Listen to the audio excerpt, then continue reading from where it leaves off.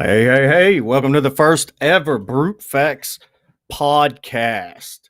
I got a great show tonight. It's going to be Adam Coleman with Tru-ID Apologetics.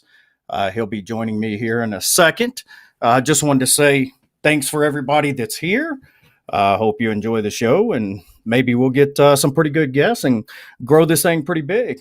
So sit tight, and I will bring him in. We had a few technical difficulties, so hopefully I can hear him when he comes on. I don't know. We'll see.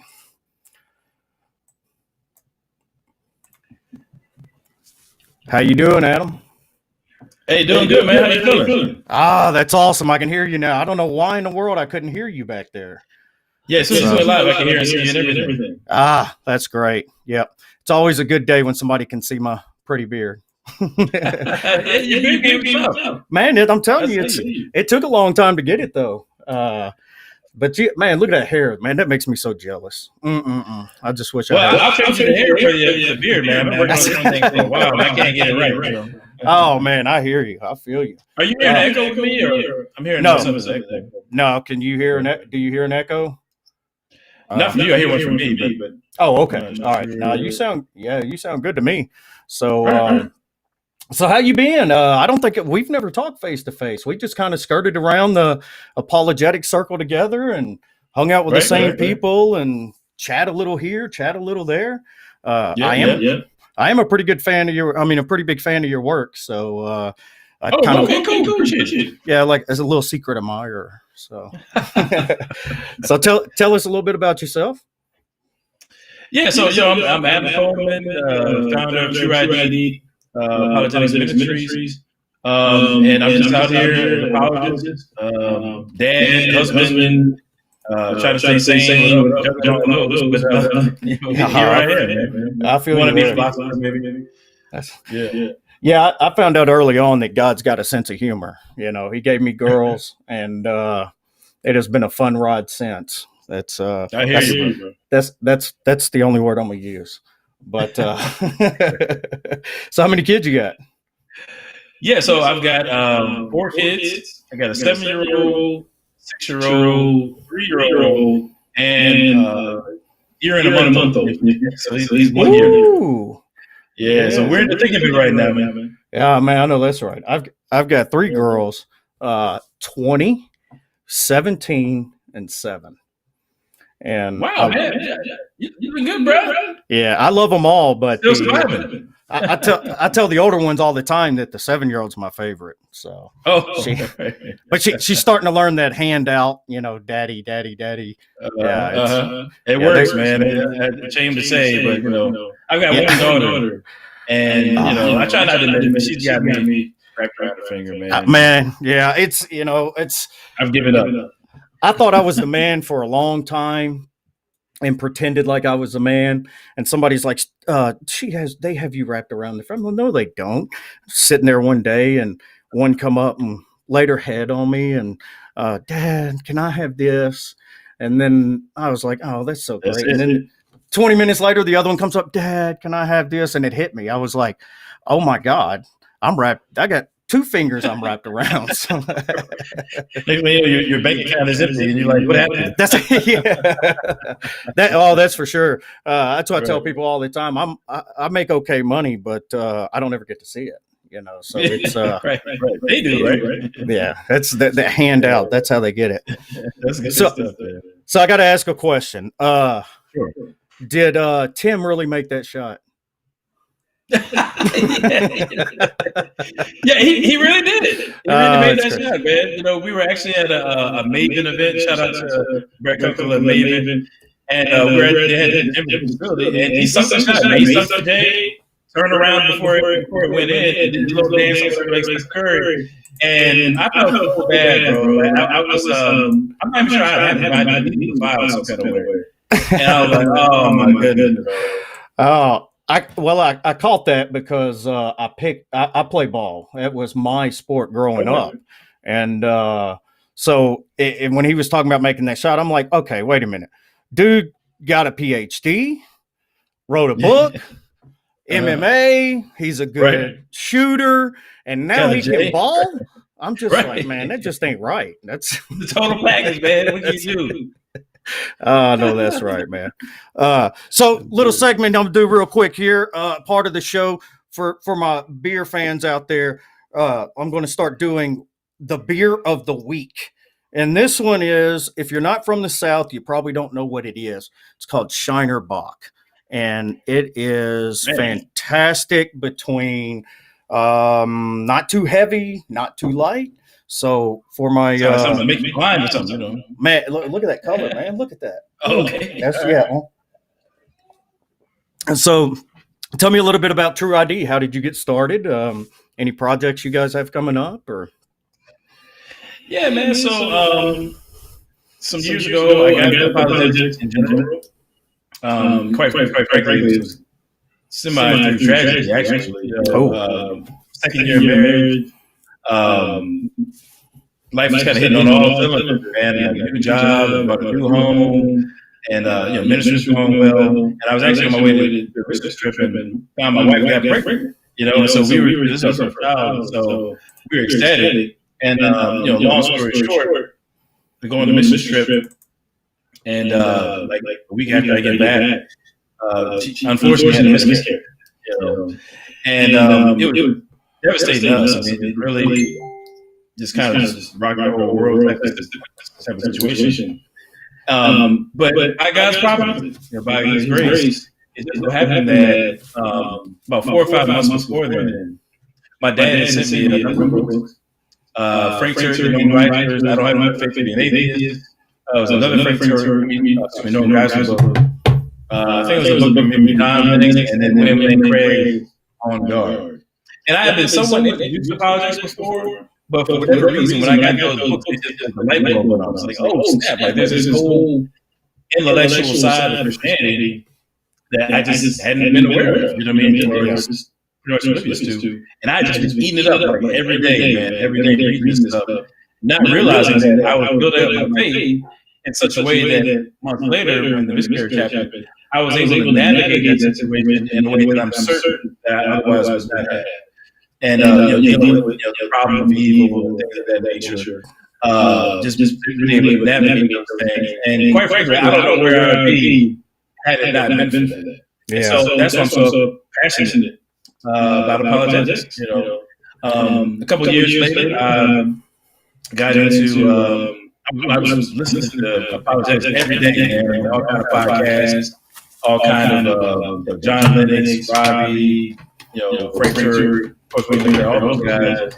And as I was listening to it, I came across some objections to Christianity that didn't seem to fit the boxes, the questions that those guys asked. Things like, is Christianity the white man's religion? Is the only reason we were, that African Americans are Christians today is because we were beat into it, during the slave trade and things of that nature. And these questions seem to be out of the pale of the kinds of things that were being addressed within the resources that I had been exposed to from a politics standpoint. And so I realized that nobody was really answering these questions, and I was grappling with these things myself because I had friends and family members and different people I would encounter that were all grappling with it. I'm like, man, I really need to have an answer for this stuff, And so I just felt compelled to just dig my feet in and just seek the truth and find out, like, does Christianity stand up against these questions as well? And I'm still doing it. Here I am, 5 or 6 years later, whatever it's been, and I'm still doing it. And eventually I realized that, man, I can't keep it to myself. I've got to spread it to others. And so I launched the Tru-ID podcast that matured into the YouTube channel. And kind of the rest is history. Now we got Tru-ID Apologetics Ministries. As of a couple months ago, we're an official nonprofit organization. We got some things coming down the pike. And God's been good, man. God has grown the ministry. That is awesome. It's you mentioned the problem of suffering. That is a huge area for me. I got into it. I actually had kind of a crisis of faith. I grew up in the streets in Memphis, pretty rough neighborhood, and single mom, and was we went to a real legalistic church when I was a little kid, and I kind of just believed Jesus because everybody said, my mom, everybody said Jesus, and went through a lot of things I put myself through, and be in the wrong crowd and all that. And Sure. I just realized, man, I was too smart for that. And I didn't have motivation for school. I was a straight A kid till middle of high school, and I couldn't play football anymore. So I didn't care about it, and didn't have that push at home. So it wasn't until I got away from the crowd, got married, and had my first kid, made a huge mistake, and was looking at some jail time.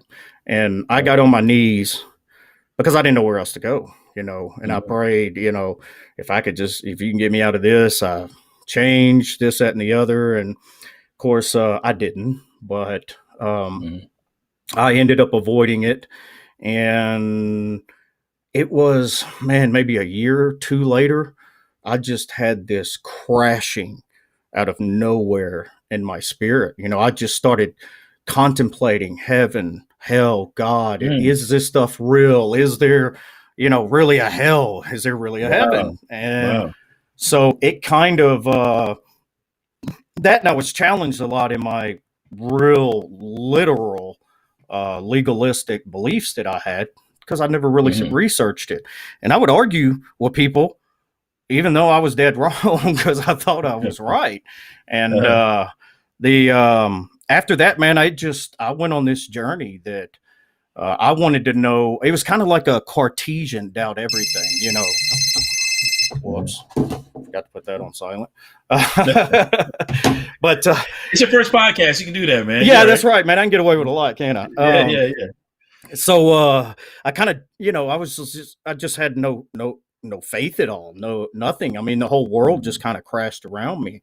So I went on this journey, and then, when I started out, I was actually I caught myself looking at other denominations, religions, and things for confirmation bias. I didn't want to change my beliefs. And finally I was just like, wait a minute, why do I even believe Jesus? And so I did a deep dive into other religions, then the historicity of Christ and the resurrection. And kind of like you, first I was stunned that, there was pretty much not even a question that he existed, because I never really thought about it. And I was like, wait a minute, this was a real man that walked on this earth. And so as I got further into it, mesmerized by his teachings, that was one of the things that captivated me, was his teachings. And I couldn't I couldn't make sense of any of the other religions. And so that's where I was. I was like, man, I guess I'm a Christian, because I'm convinced he was a real guy. And, the resurrection seems to explain, all of the facts. I mean, I know there's a lot of facts people can test and things like that, but, sitting back objectively, looking at the bigger picture, and stumbled into philosophy. And here I am years later with a noodle for a brain, because I just you said something interesting too, man. Like a couple of things I can really that really resonates with me. So I grew up in I'm from a word of faith background, and thank God he's delivered me from that, But your Kenneth Copeland, your Creflos, and all that kind of stuff. And one thing that's fascinating is I can honestly say I was never in awe of Christ, specifically in terms of his teachings, until I was an adult and it came out of those settings. And the reason why is because so often they teach certain texts, like when you read a certain text, press down, shaking together, running, whatever text, it's always about money. That's the way that it's taught. Exactly right. And so what happens is it really sucks the glory out of the scriptures when you approach it that way. But then God delivers you from that, and you're reintroduced to the scriptures. And you're reading things in context. You're exegeting the text rather than eisegeting money into it. And then all of a sudden you're like, oh, snap, that's what he was talking about. And it's so much more beautiful than, what you were taught. And so when I was grown, really, and I'm saying within the last, 7 or 8 years, it's like my mind was blown. I was like, wow, I've heard people say things like, oh man, Jesus teaching the Sermon on the Mount is just so powerful. But I just couldn't get it, because I was reading it through the lens of Creflo, you know what I'm saying, rather than through the lens Ooh, of Creflo, the Holy man. Spirit. You see what I'm saying? Well, yeah, it's a whole. I don't know where we're gonna go with that, but right. But thank God for taking me out of it. Yeah. Well, I'm kind of with you because I mean, the televangelist actually had an impact on me. It was Jesse Duplantis, and these Oh, guys on of TV. I was, right. yeah, Benny Hinn, yeah, man. but they All those guys. and Jesse Duplantis in the end wasn't like he is now. He just kind of like just went wow, So, but I don't know was, what happened to him. Yeah. as I was mesmerized by eschatology, and so the one book that nobody wants to read, Revelation, I loved it. Yeah, I was trying to trying to figure it out. So Right. But yeah, you would something you said kind of resonated with me about the miscarriage. We actually lost a daughter that two. Well, one was a miscarriage. It was 4 or 5 months into it, and it was sudden, and that was. I mean, people don't. When you hear about other people's miscarriages, you feel bad for them, but you don't realize the impact when you can't get it. Yeah. Right, until it happens, you're like, because you've prepared, you're excited, you've gotten past the worry stage, you're at the what are we going to have, what's it going to be, and then boom, it's all gone. And you never get to meet them. Not having a boy, can't help but wonder with that one. But yeah. Well, I mean, in our situation, and I'm just gonna be real with you. I don't know what your audience is like. Maybe they'll get mad at me. I don't know. But no, this is why I'm so passionate about the abortion issue. Oh, me too. Yes, I don't absolutely. think people understand just the profundity of that life, just the sacredness, rather, of that life. And I say all the time, there's a reason why. And you got 3 kids, right? So when you go to those, even those early stages, there's a reason why they have those pictures that you can buy. You can buy the sonogram, you can get the 3D sonogram. There's a reason why. I'm saying, because we intuitively understand that there's something in that womb that's precious. There's something that's of me. There's something that's worth having. You know what I mean? Yeah. And for us, like with the first, we unfortunately had a number of different miscarriages, but for that first one, I think she was about 8 weeks in. And so, obviously your first trimester, but it was far enough along for there to be a heartbeat, And so when the doctor tells you there's no heartbeat, right? Yes. The sorrow from that, it's like grieving. I mean, it's not like grieving a child. You're grieving a child. You are grieving, yes. And people don't understand that. But that's why I think, I'm so passionate about the abortion issue, because those lives, their lives, period. You know what I'm saying? Absolutely. And you can't strip them of that. And it's a shame that society just treats that issue so flippantly. I think it's very unfortunate. I agree. That's actually one of my areas of to delve into favorite. One of my favorite areas.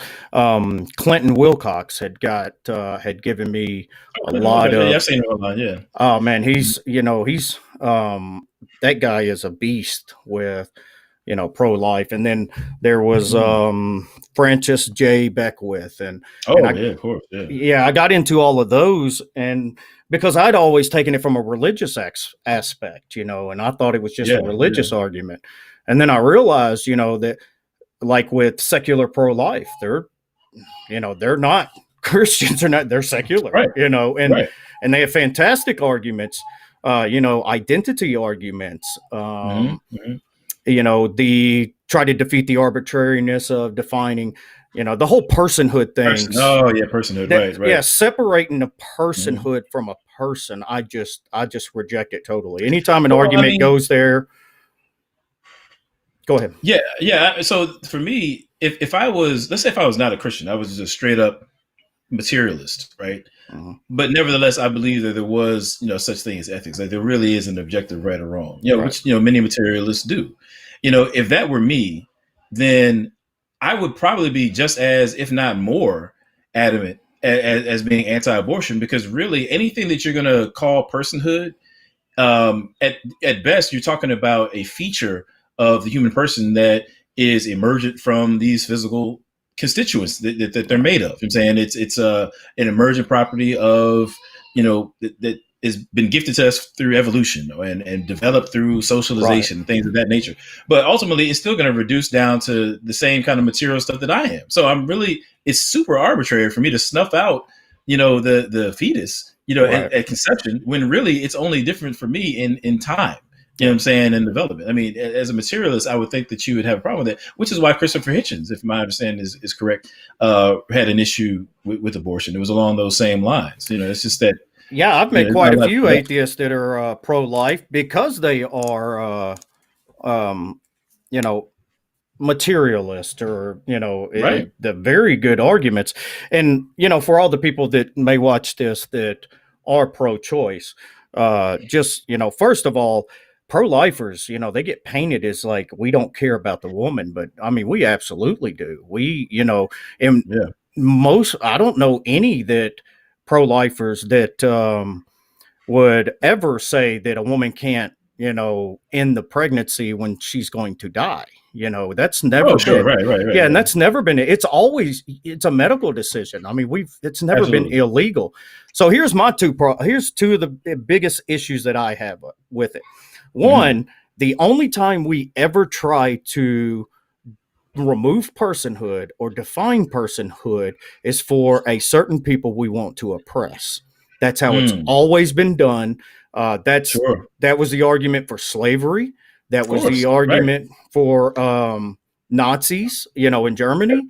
That was, they weren't people. They were less than people. And two, when you can live in a state that a mother wants to keep the baby and somebody harms the baby and they get charged with murder, or she doesn't want to keep it and go right down the street, that is horrible law.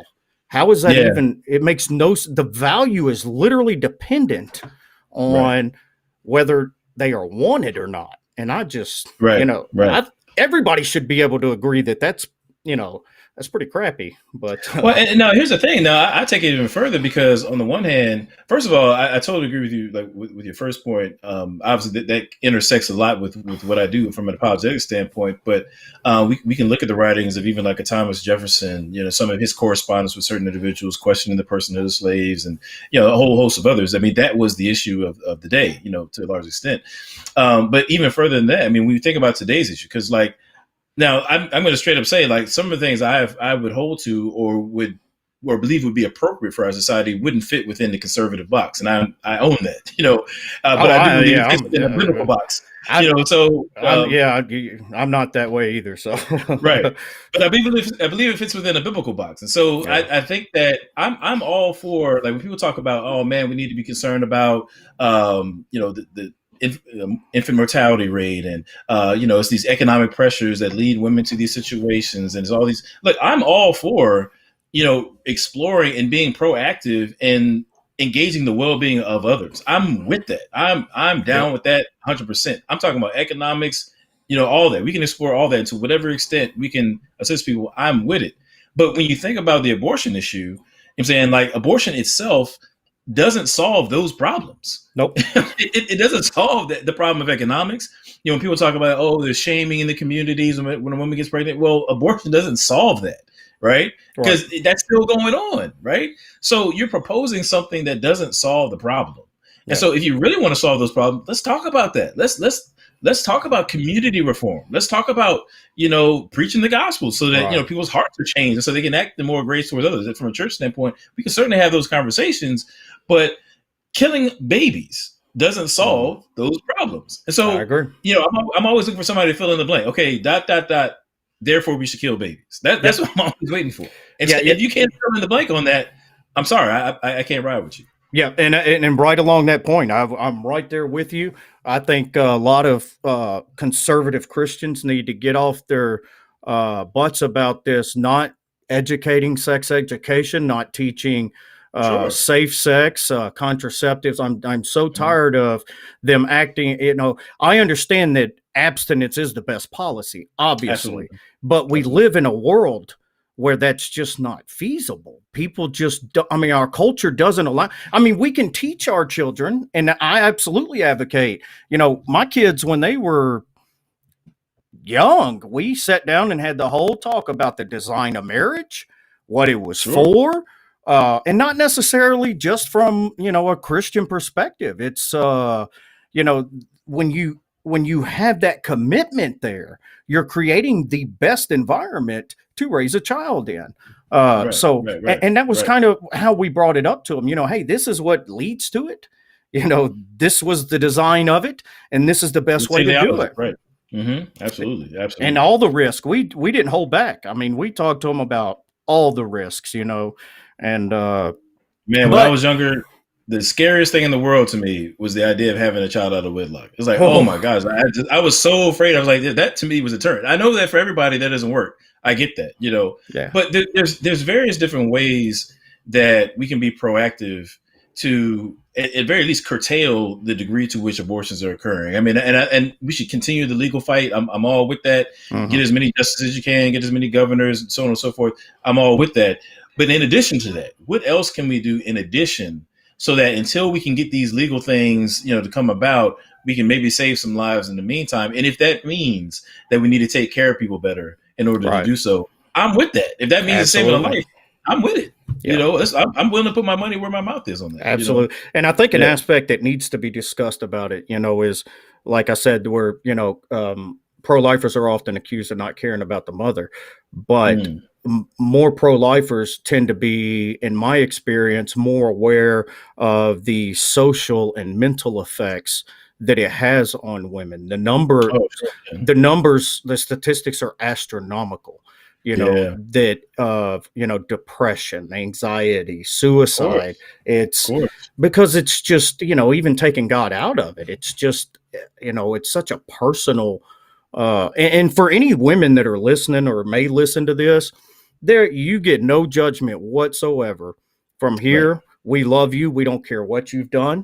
We don't care what your views are. You're allowed to fight for what you believe, and we will support your right. Absolutely. We will support your right for that.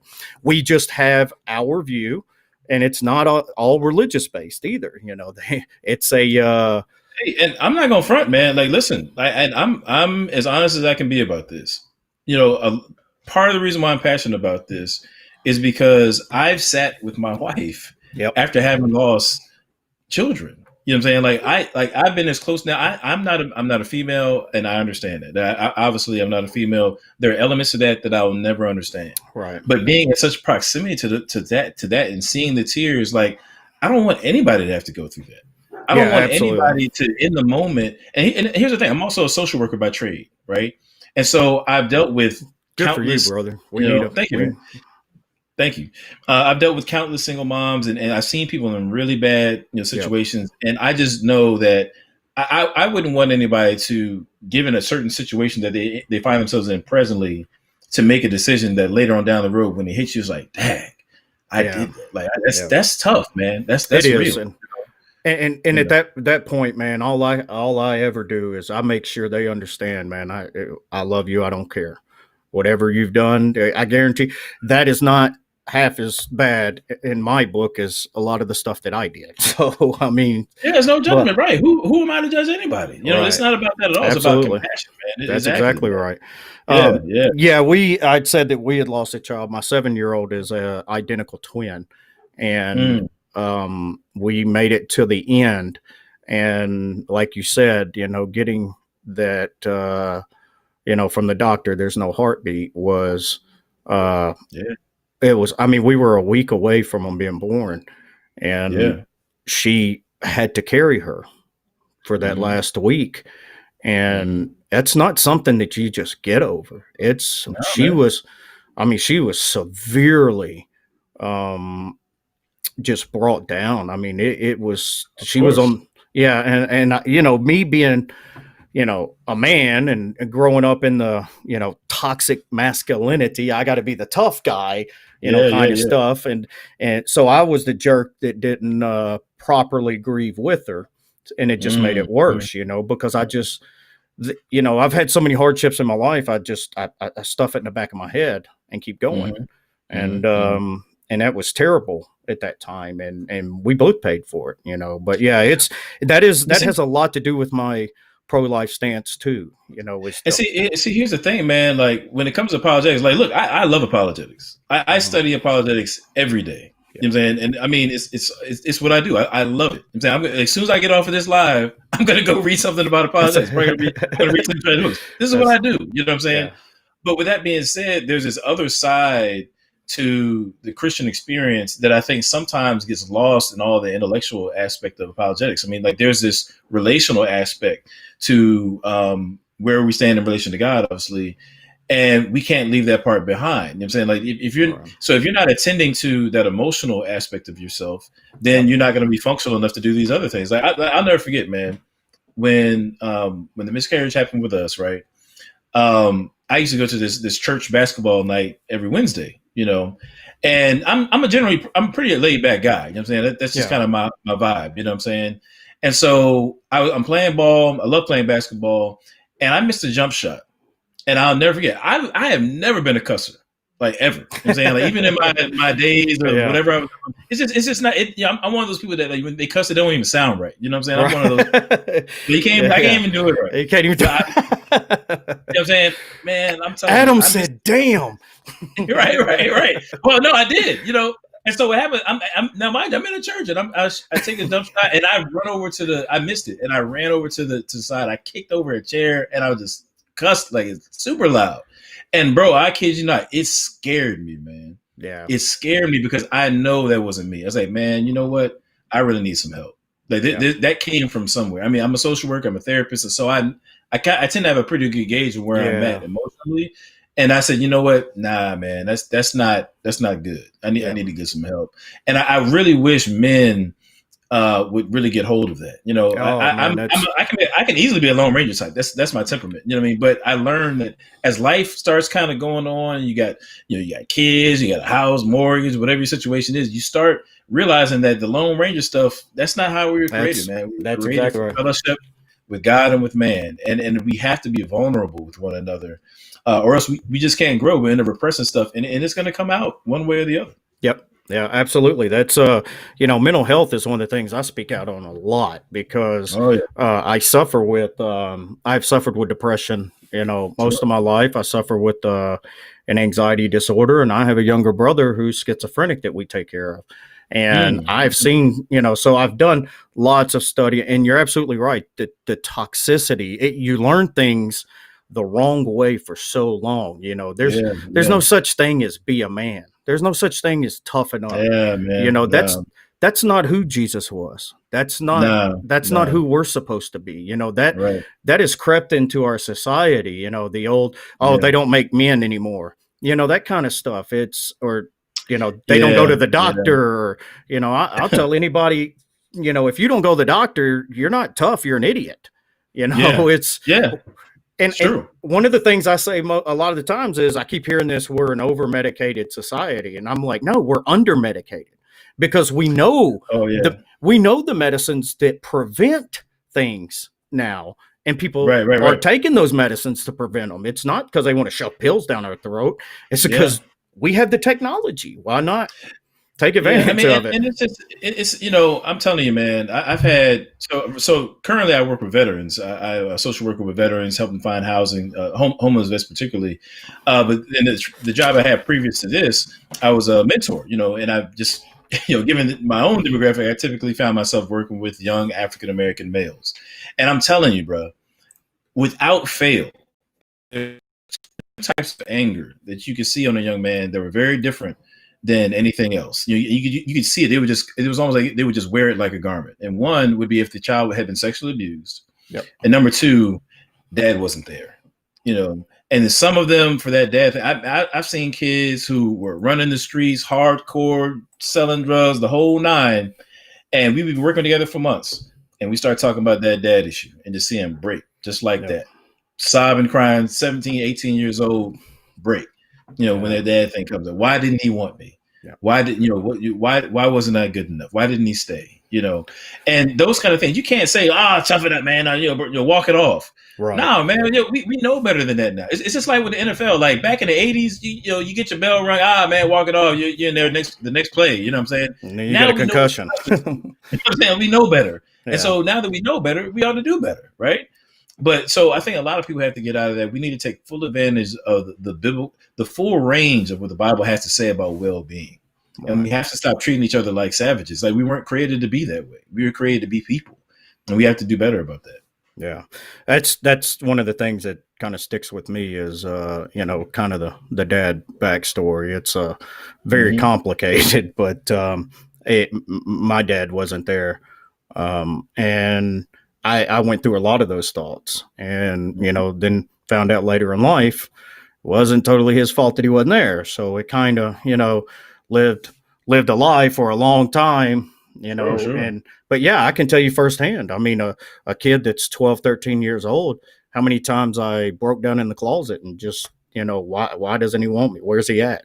Things like that. And it definitely does. And, the abuse, that is something that's a lot more prevalent and rampant that people want to admit. And it is something we have got to stamp out. I mean, it is so damaging. But and see, this is why we have to get the gospel right.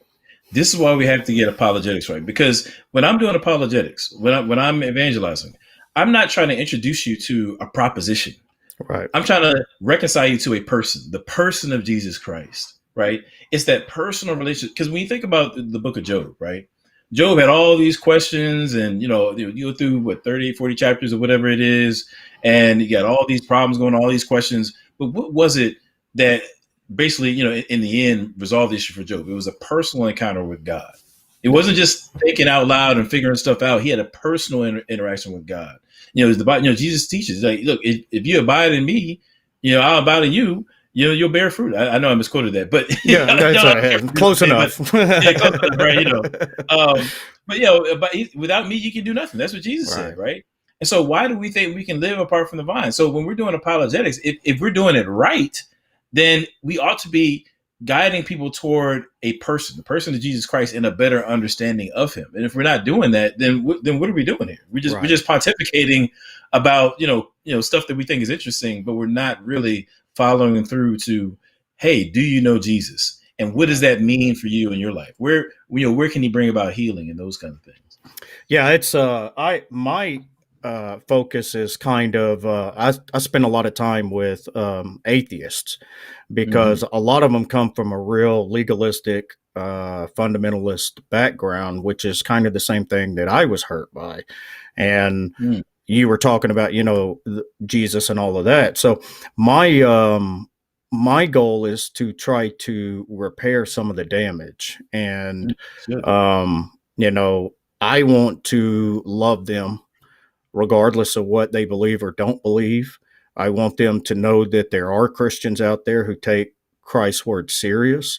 Like I think I said earlier, I kind of hold to a mere Christianity. I follow Christ and his teachings, and I just want to love people, man. I spent so long being the guy that separated people or was divisive, or, a lot of fighting, things like that. And it's irreparable damage, and you regret it later in life, because there were so many people don't realize who we have a impact on, because I can tell you now, there's people that's impacted me that has no idea. Sometimes just a simple statement, things like that. And so I want to be the opposite of what I was, and kind of, just hope that somebody, sees Christ in me, and wants to know more about it, or, they see I'm kind of rough around the edges because of where I came from. And I spent a long time trying to not be me, talking with people. And then I finally realized, there's a reason that God let me go through all the things I did. And it's because of the people that I was supposed to reach and love and heal. And a lot of the people that respond to me being myself are the ones who don't normally respond to, typical Christians, or, like going to church atmosphere and things like that, because that's not, I grew up in the streets. They grew up in the streets. They want somebody who can relate with them, not somebody. I mean, and a lot of them don't realize, when they feel like they're being judged, they're really not. It's just they carry that guilt and that burden. So they, so they think everybody's looking at them, and I understand it, because I was that person at one time. So When I'm around them, I flat out tell you now, I drop S bombs and D bombs all the time around them. But that's just, but the response has been far better than anything I've ever, trying to not be me. I just couldn't do it. If I try that, like I said, I would sound crazy. I would be out here, sounding weird. Like, nah, man, I just leave it alone, bro. But I mean, it's funny. Like, I've actually chilled out quite a bit. I mean, I used to be like when I first started like getting into apologetics, man. Like, if you go far enough back on my Facebook feed, man, I used to be in there battling. I'd be going for it. But now. I can get that way, but I kind of chill out now. I mean, unless somebody takes me, the only time I'll get like that is if I hop on a thread and I see somebody like bullying Christians, then I got to put on my big brother hat, and that's when I got to get you. I got to knock you out. But other than that, I try to carry it, pretty chill, man. Well, it's that's funny. Me. That's right. Me. Yeah, that's me. I'm a huge anti-bull. I cannot stand bullying because I know where it comes from. It's it's extreme insecurity, and at the expense of other people. They are building their self up, or they think they're making themselves look better. So, yeah, it's funny how I ended up with starting this podcast and all of that was because I had gotten on TikTok and was just there to watch videos and stuff. My daughters kept bringing me all these funny videos. I was like, man, that's cool. And then the algorithm changes as stuff that you like. So when you like some sad, sappy stories or Christian stuff, and then next thing I know, man, I see just bullying left and right, but it was Christians. Wow. And it was new atheists and Christians. And coming from the circles that we come from, the kind of example and the high level of philosophy that we're in, I'm like, whichever side they're dancing around like they're an intellect or something. So it's so irritating, bro. And it's like, that's a fallacy. That's a fallacy. That's a fallacy. That's a fallacy. Right. So I got sick of it one day and I started calling them all out, all the ones that were bullying each other. And, and then I ended up having a few, the atheists, like over at the atheist round table wanted to, me to come on and talk to them. And it's a great group over there. They're still in their, some of them are still in that screw religion phase, but they're good people, man. Well, that's keep doing what you do with that, man. That's dope. I mean, it's good to have dialogue when you can. I think that it's very important. Particularly when you live in like a pluralistic society, and you got all these different views and whatnot. I think dialogue is healthy. I think absolutely. We need to make sure we keep expressing ourselves to one another and hearing, so that it doesn't become like this powder keg situation, which unfortunately kind of has been over the last couple months. But that's a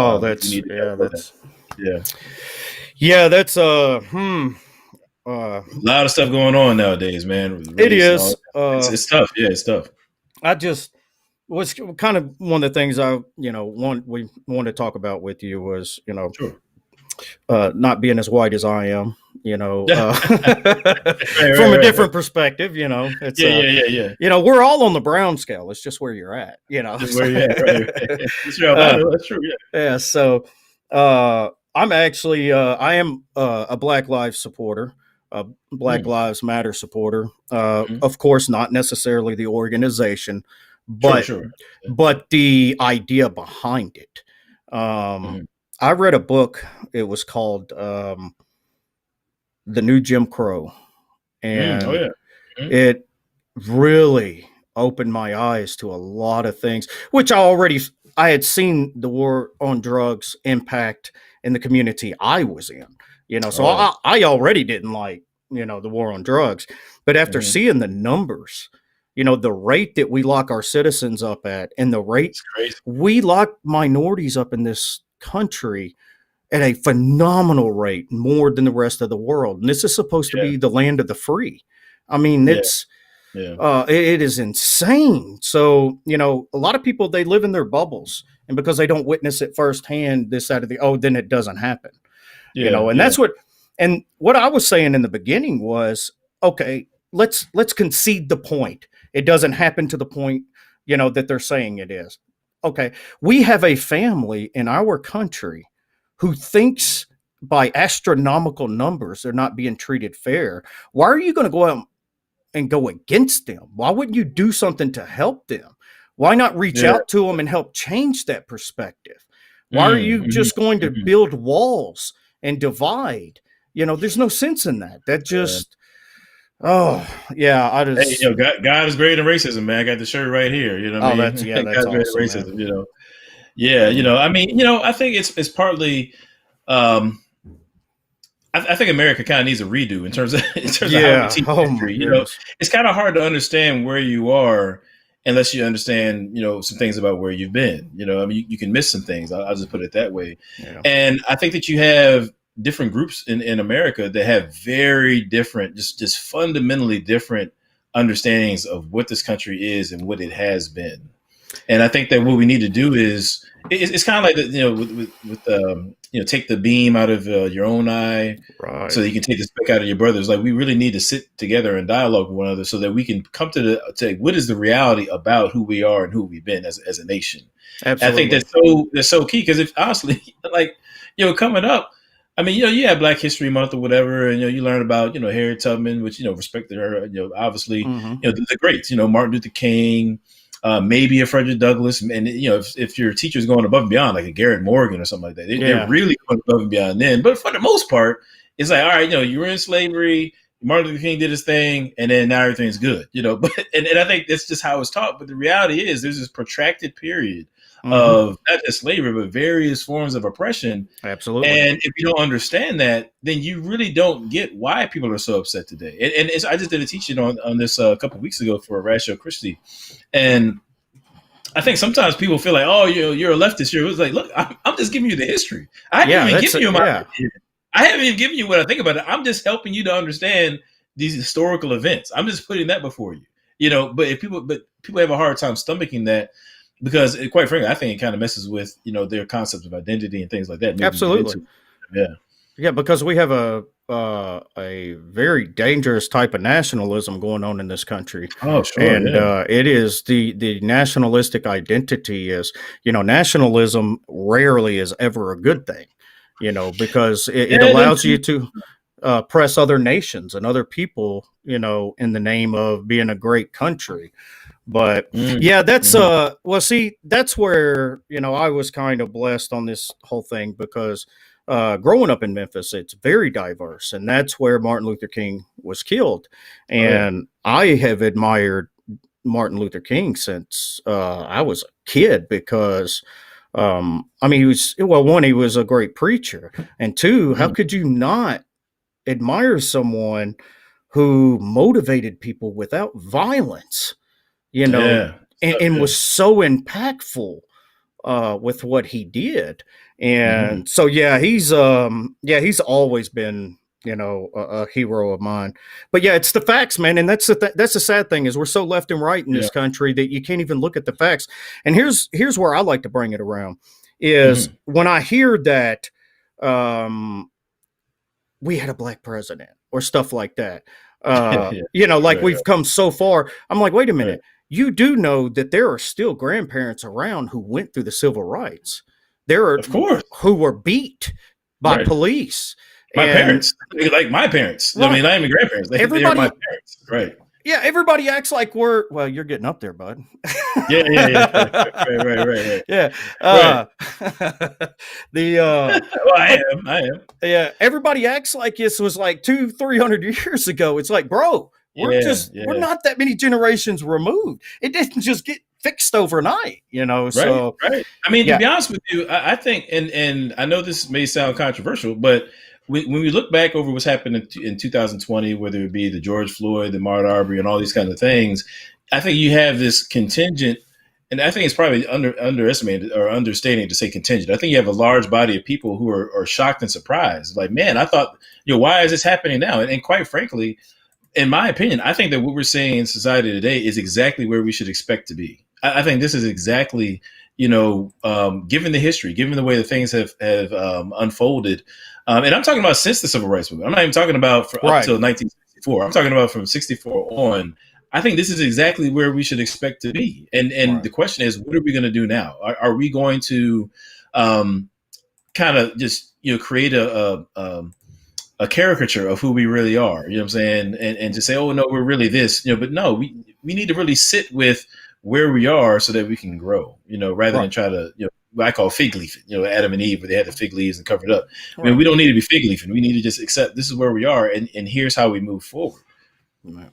Yeah, that's one of the big things is failure to really understand the scope of what happened in the past and trying to move too fast is people just it really gets me that it's the the closed-mindedness, the bubble that people are in. You just really hit it on the head when you said anytime you talk about it, you're a leftist, and You're a leftist, right, yeah, right. exactly. I'm traditionally a conservative, but the Conservative Party left me. So it's I was a never Trumper. I voted third party both times. Well, that's very interesting, and it's funny you should say that because I think that, and I'm not sure why. I'm not a historian, so I had to really think about why this is, but I do believe that the conservatives and we'll say progressives, I don't think there is snug a fit with the groups that are kind of in society. I mean, among politicians, those are real groups, but I feel like there's a disconnect between those groups and the common man, probably Absolutely. more so than there has been in the past. And like I said, I'm not a historian, so I have to kind of think about that. But I mean, to your point, quite frankly, in the Black community, obviously, to vote Democrat is just like it's like getting baptized. I mean, it's just something that you do, But morally speaking, in terms of moral values, the Black community has traditionally been more akin to what conservatives would put on the table from a moral standpoint, and so I think what's happening now is some of those divergences are kind of made more manifest, and maybe it's because of social media, maybe it's because we're in the information age, and so more ideas can be exchanged. I'm not really sure why, but there does seem to be, these politicians are just out of touch, man, and I don't think they really reflect, where we are, man. I really absolutely. Don't. That's I'm just, I'm more socially left and fiscally right. I got you. I'm not anti-government guy. I think government has a role. I think it's just gotten a little too big. But as far as I'm more or less a libertarian, just not a crazy libertarian. It's I got you. Yeah, more of a kind of constitutionalist kind of person. But see, that's an important distinction, though. And I think this is where I think a lot of our conversations are so overly, I'll just say watered down, and the reason why I say, like, when you look on the news, it's like, Democrats, Republicans, conservatives, straight down the line, right? Straight down the line. And it's like, nah, man, there's lots of different subgroups. And quite frankly, shout out to my man, Leroy Hill. He kind of corrected me on this, just to be more careful when I'm talking about conservatism or liberals, that there's really these subgroups and divisions. Like, you have to take time and tease out where people are really coming from, or else you can really make hasty generalizations and assumptions about people.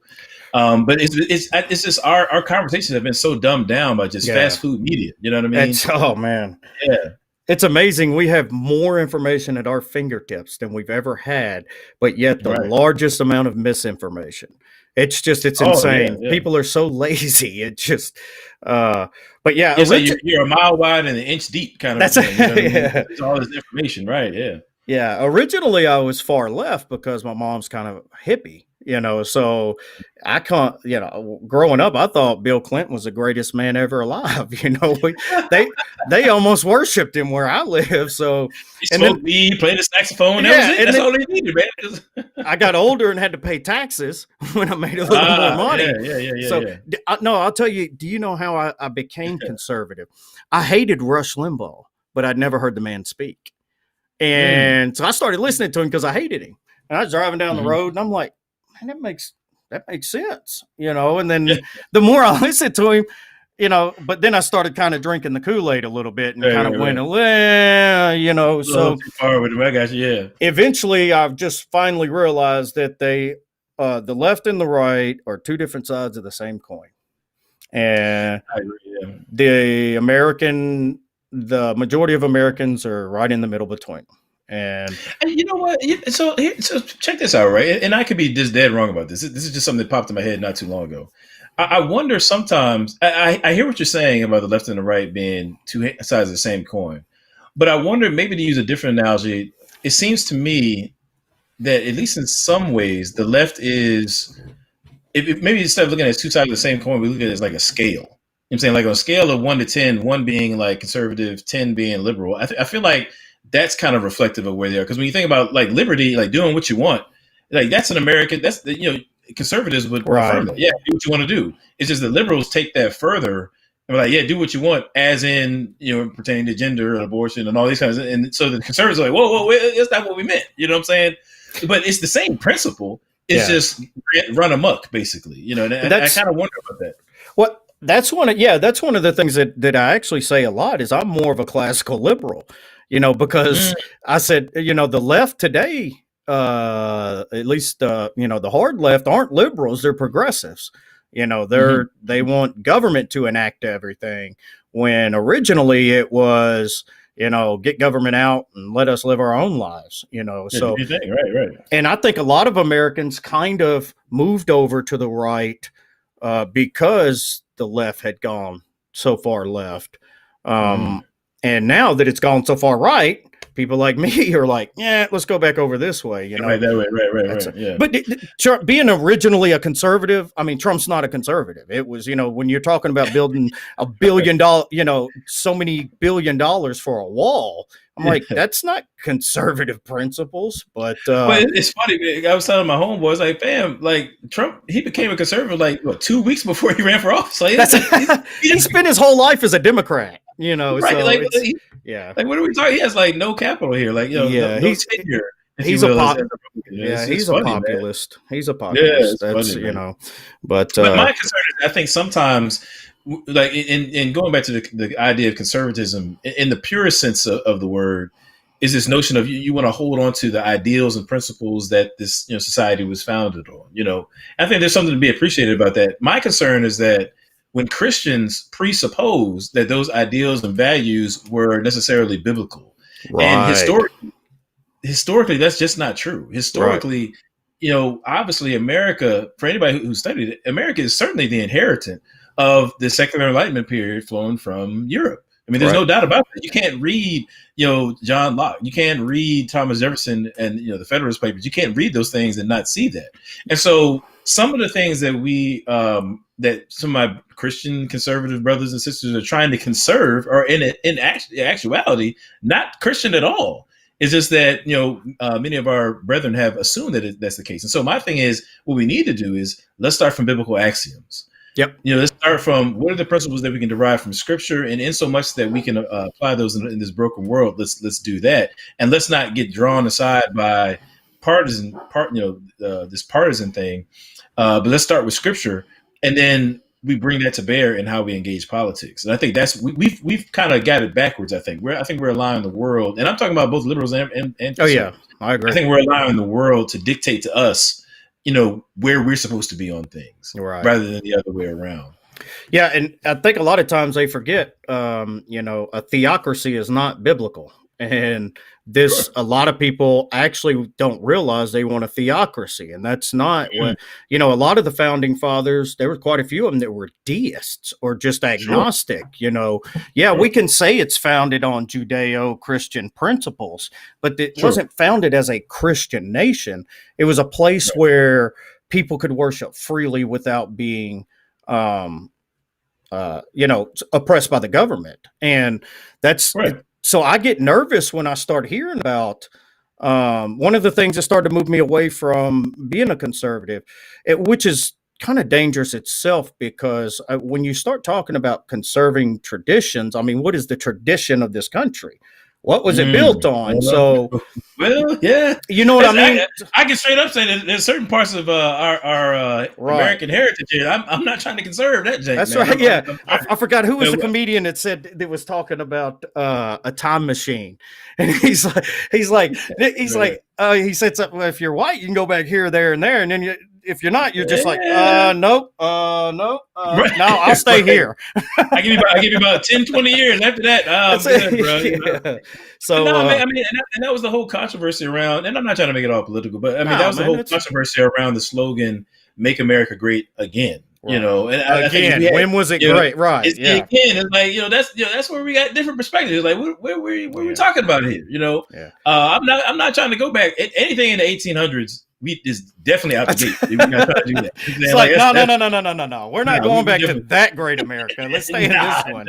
I'm good. Yeah, I'm good. it's no, I'm with you there. I said the same thing. You know, I know it was just a play on Reagan's, you know, "Make America Great," which is the one, ironically, who funded he funded the largest amount federal government budget for the war on drugs. So even then, it just, you know, people that come from the neighborhoods I come from that are, you know, half political savvy know that. So when somebody says, "Let's make America great again," it's like, oh God, here we go. Another Reagan, which I loved Reagan, you know, as a conservative, I loved Reagan until I found out that, you know, the whole massive federal budget that he passed just to fight the war on drugs. So yeah. Well, I mean, it's one of those things. Like, you know, me, I didn't grow up in the toughest neighborhood, you know, or anything like that. But you know, I have friends and family members that were either, you know, selling or impacted by drugs one way or the other.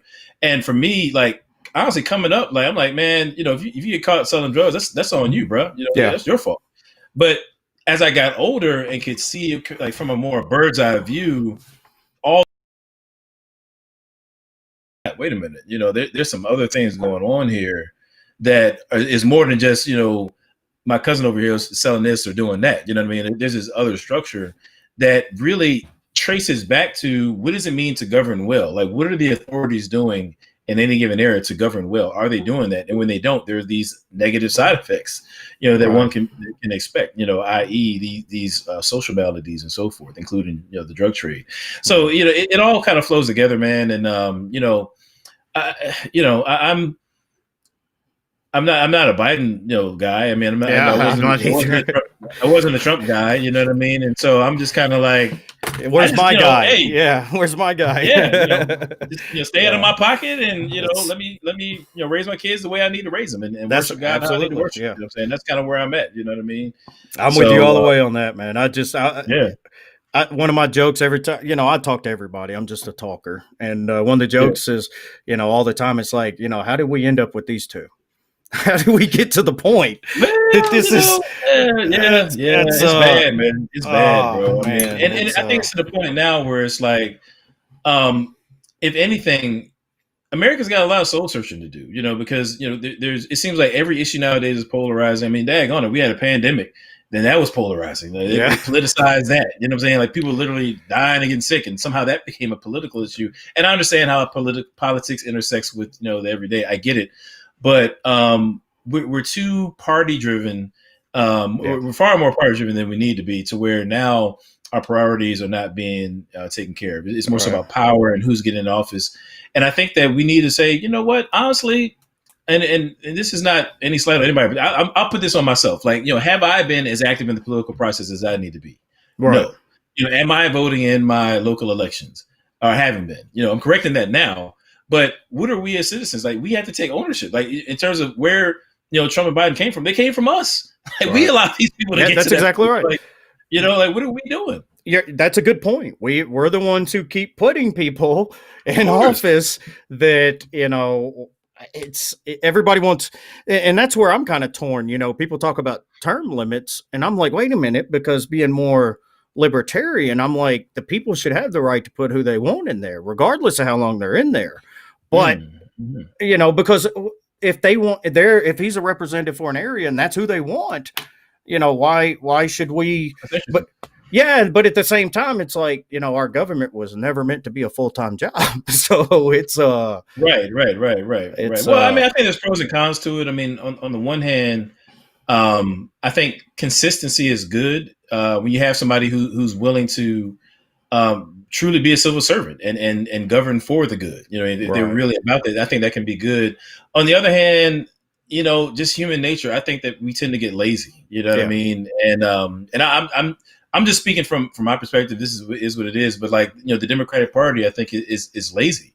You know what I'm saying? You know, if you're telling me for as far back as my community can, you know, can reach back. Well, I can't even say that, but I'll just say for the last 5.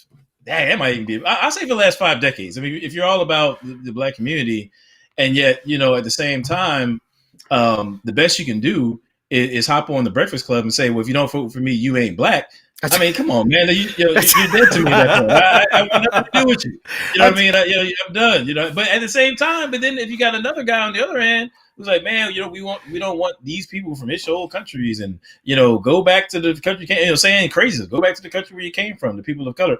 I mean, it's like, man, I can't rock with that cat either. So it's like, we stuck, man. We in bad shape, bro. We in bad shape. He's like, hell, I didn't want to come here in the first place. What do you mean? Right? We didn't go back. Right. Yeah, he's a soundbite machine. I love it. It's some of the stuff he says is just. It's crazy. He was running for a senator when he's running for president, and it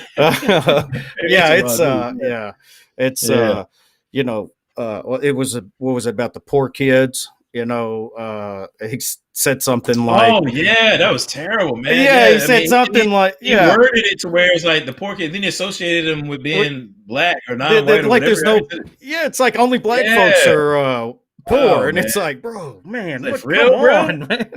That's what I'm saying, is that these guys are lazy. What's her name? The one before him, Hillary. Taking hot sauce out the purse and all. Get out of here with that, man. We ain't trying to hear that. Yeah, that's pandering, man.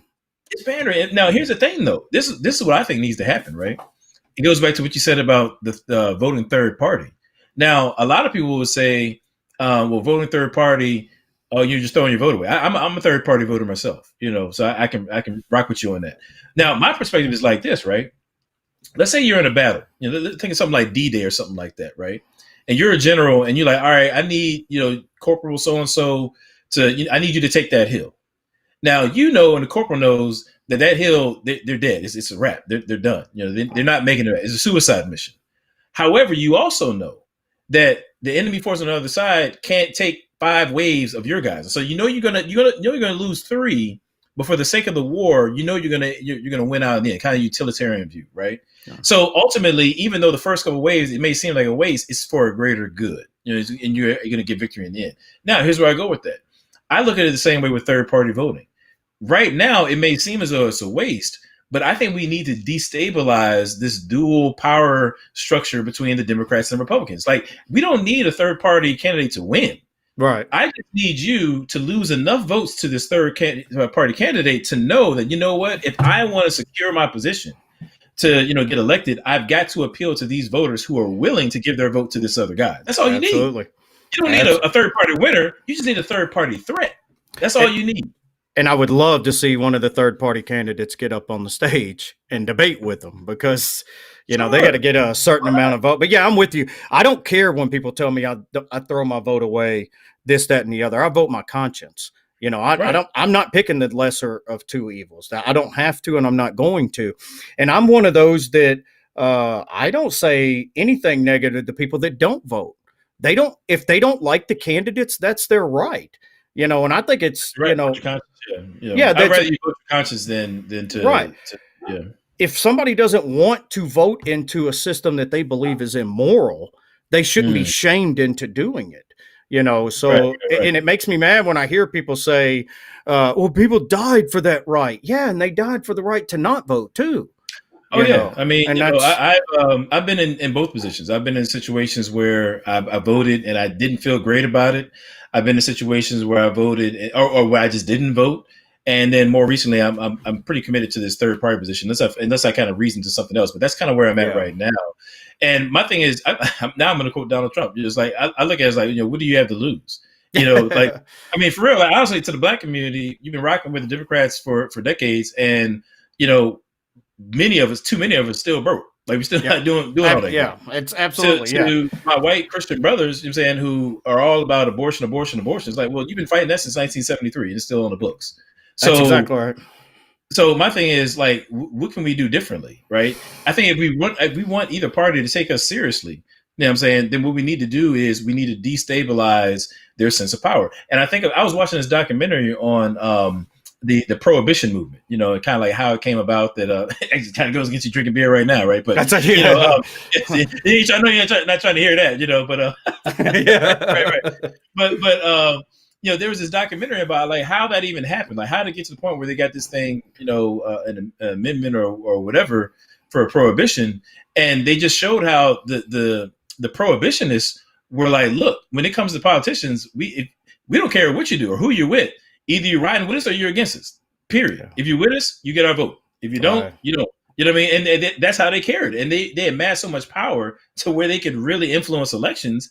And so those politicians had to cater to their perspectives. And so I think as the church, what we need to do is start from biblical axioms. I'm saying we need to get on the same page in terms of what does it look like for Christian principles to be applied in society to whatever extent that we can. I understand it's a broken world, but we need to bring that to bear in public discussions, and we need to hold people's feet to the fire. Say, look, this is where we're at. Now, either you ride with us or you're not. If you want this vote, you're gonna have to work for it. That's how we need to be. And if you're not doing that, then all they're gonna do is keep throwing the carrot in front of you, and year after year. I can get on that boat. So. Yeah. I think people just need to chill. Everybody needs to just mellow, like Cheech and Chong, mellow, or right. was it Martin? It was a woosah. Everybody just calm down. Let the temperature go down. Everything's gonna be good. I'm with you, man. It's there's just too much division. We got to come together. It's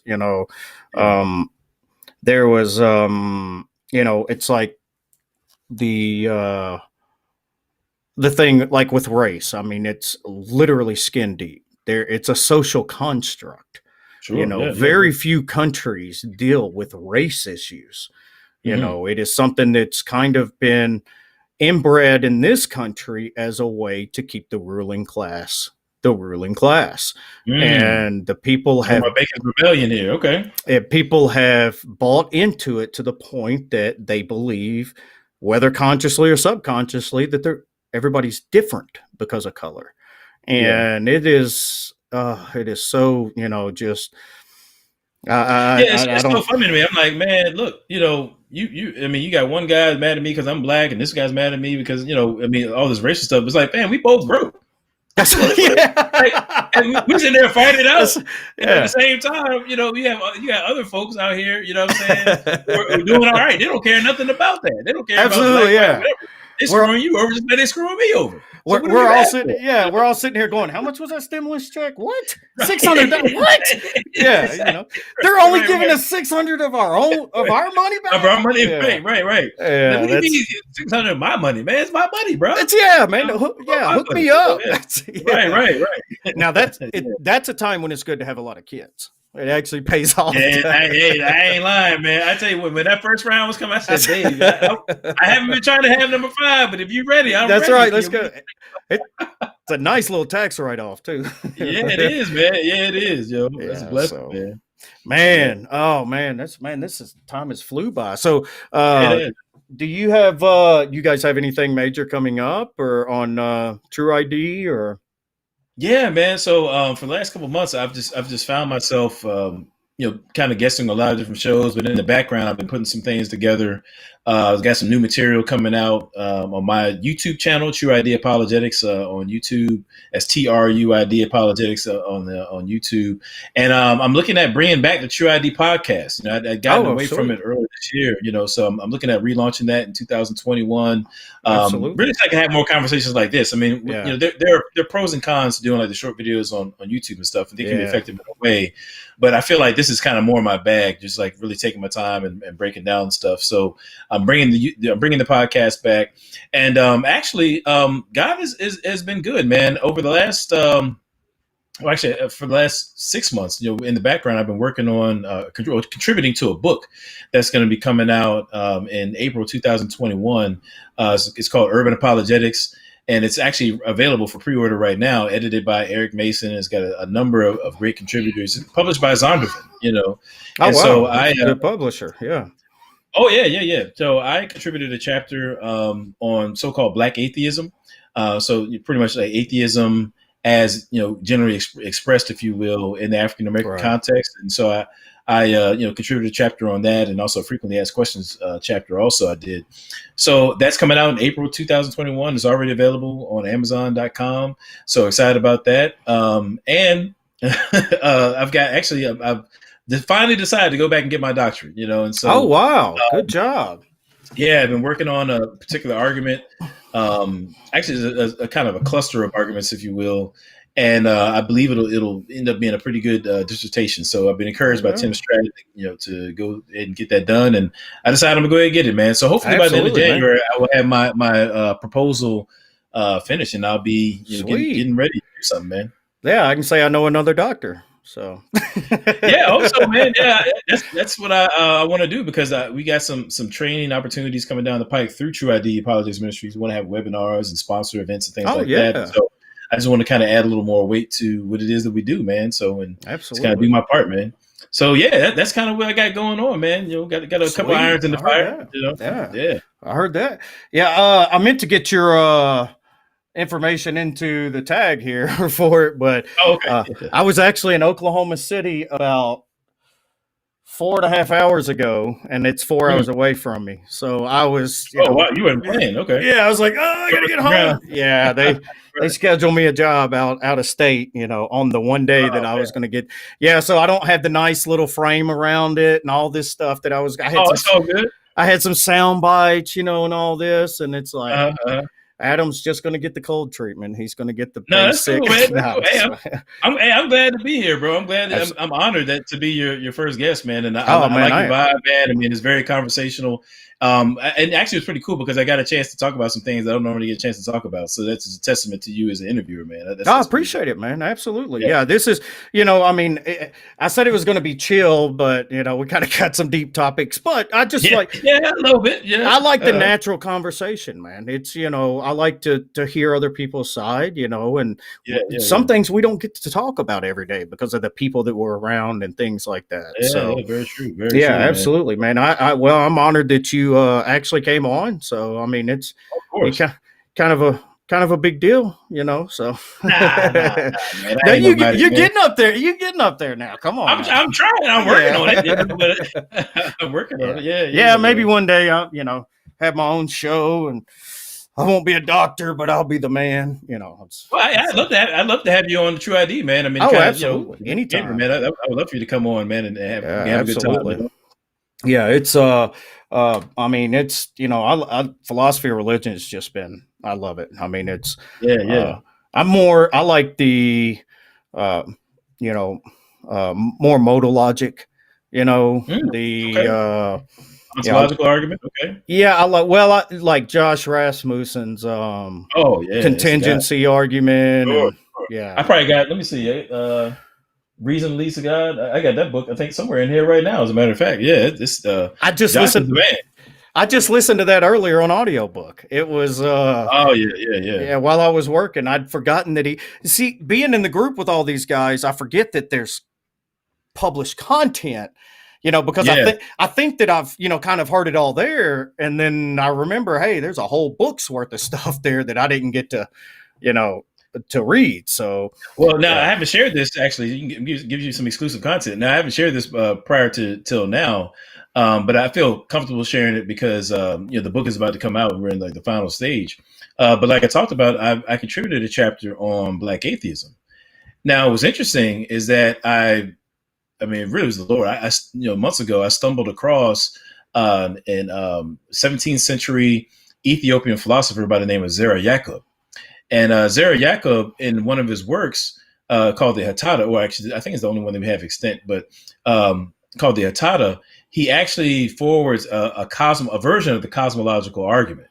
Wow. And he couples it with the argument from reason and an argument for kind of like a teleological argument. He kind of weaves them together into this discourse, a really brief discourse on evidence for God's existence. And so I, like I said, I just kind of stumbled across it, quite frankly, and I kind of built upon it, and I fused it with some of Josh Rasmussen's stuff to, put forth the contingency argument in my chapter on Black atheism. So I kind of weaved together this African philosopher with Josh Rasmussen to, make a case for God's existence. And I brought in the argument from reason. I cited Josh Rasmussen and so forth. So I think it'll be pretty interesting, man. That's awesome, man. I'm going to check that out. Now. Yeah, I can send you the chapter, actually. Yeah, absolutely, man. That's awesome. Scenes, Yeah, that's anytime I'm, talking to, any of my not so pasty friends, I'll tell, and I hear about, Christianity's white man's religion and stuff like that. I'm like, you do know that the Ethiopian church is one of the oldest churches Oh, of course, man. around, it's, Yeah, absolutely. I mean, I could go on and on about that, man. And I mean, Yeah, we're facing that a lot in our community now, and there's just so much evidence to the contrary. And I could do we could do a whole show on that, quite frankly. yeah, But absolutely. Hey, man, I I'd think a love to lot of have you that. back. Yeah, it's Yeah, man. I mean, just for the sake of, I think really just not the African American community, but just the church in general. Yeah. There's so much history that needs to be reclaimed, like Azariah Yaakov, and there's others I can name as well. Anton Amo, I'm thinking about, and there's a number of different African philosophers who have a Christian bent to them that we can really harness their work and make a case for the gospel today. So we got a lot of work to do, man. You know what I'm saying? So absolutely. I'm just trying to stay in the field and get it done. Man, I heard that. Yeah, it's I love a lot of people don't realize the deep intellectual history of Christianity on the continent of Africa. Period. Oh yeah, I mean, it's so there's some great thinkers, and St. Augustine. I mean, obviously, he's going to be. He was from seems to be from an indigenous people group in Africa. He was. His mother seems to have been a Berber, and they know that based upon her name is Monica. And so, Augustine. We could talk about Tertullian. Every time you open your Bible and you see Old Testament and New Testament, that was coined by Tertullian. The term Trinity was, seems to be coined by Tertullian. At least is a Trinity. Oh, I didn't know that. Yeah. Oh yeah, the term Trinity. He was a lawyer, and he used the term Trinitas, in his defense of, I guess you'd call it like a pre-Nicene Trinitarian articulation of the Godhead. I can put it that way. And actually, the Council of Nicaea relied upon his works in part as they were, drafting the Nicene Creed. But yeah, certainly the term Trinity, is traced back to his work. We use the term Trinitas to describe, the Godhead. So I mean, there's all sorts of guys. Cyprian, we could talk about Cyprian. Yeah, it's there's a whole list of guys, man. I'm going back. Yeah, I'm going back through the resurrection. It's been a while since I visited it. And there's been some new writers on it and stuff. So it's fascinating. It's sure. I just like I said, man, I was mesmerized by Christ's teachings, and it's the man himself is just. And that's what I try to get, a lot of, atheists, who's newer atheists coming up in it is, you can be mad at the religion and the church, but you can't be mad at Jesus. I mean, he was one of the greatest philosophers, ethicists, if there was. I mean, he's sure. There's some great value to learn there. Powerful stuff. Yeah, very powerful. So, man, I am so happy that you came on my show. Yeah, man, I had a blast, bro. Glad to be here, man. It's fantastic, and you're definitely going to have to come back if I have to drag you kicking and screaming. So. Oh no, you won't have to. I got you, bro. You tell me when to be here, I'll be here. I got you, Doc. I got you, man. Absolutely, I love it, man. Love what you're doing here, man. Yeah, thank you, boss. Appreciate everybody that was watching. Check out Adam Coleman at Tru-ID Apologetics on YouTube. He's got podcasts everywhere. It's Apple, Google, all of them. So. He's on Facebook if you want to see his pretty face with his family. So. Yeah, sure. Yeah. Hit me on Facebook, Twitter, Scott Lane 7 on Twitter, Instagram. I'm kind of lazy with Instagram and Twitter, but I'm there. And I was going to tag you on the Instagram. I was like, he ain't been on there in a while. So right. I'm whack on Instagram. I'm working on it. There's just too many of them, man. It's hard to keep up. Yeah, it's hard to keep up. Yeah, it's hard to keep up. Be blessed, brother, man. I appreciate it. Hey, you as well, man. Appreciate you for having me, though. All right, no problem, boss.